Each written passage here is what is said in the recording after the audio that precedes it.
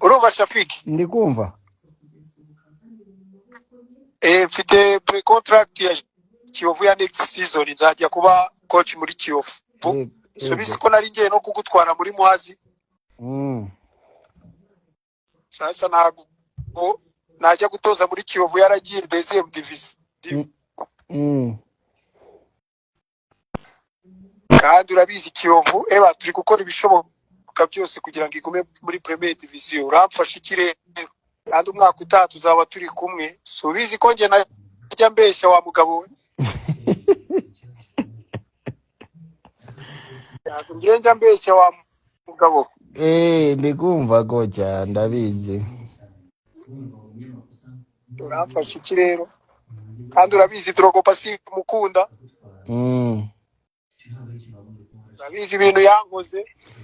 Ndabizi nanjye yankoze ibintu.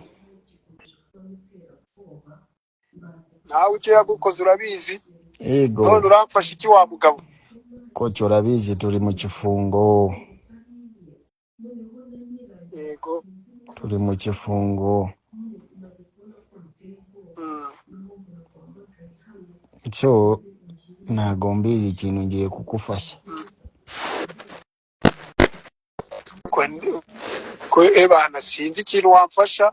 Ndashaka kuvugana nawe, navugana na Shaurini. Gasongo naga agikina ariko.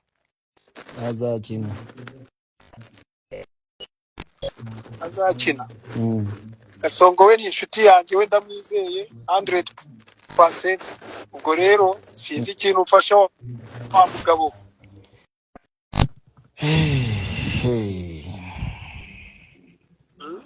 Ikibazo ni ikifungo Swaumu.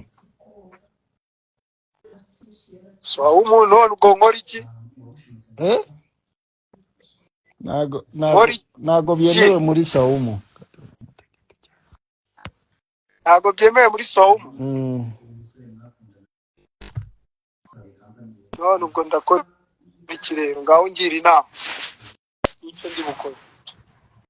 Maybe coach, maybe vugana na abungabo. Na Gasongo na Shauri. Ego. Nimero ya Shauri niwe ntago ngira nimero ye. Gasongo wenda. Okay, ngiye kukuyishira hano kuri nkwereke. Numira kuri WhatsApp. Okay.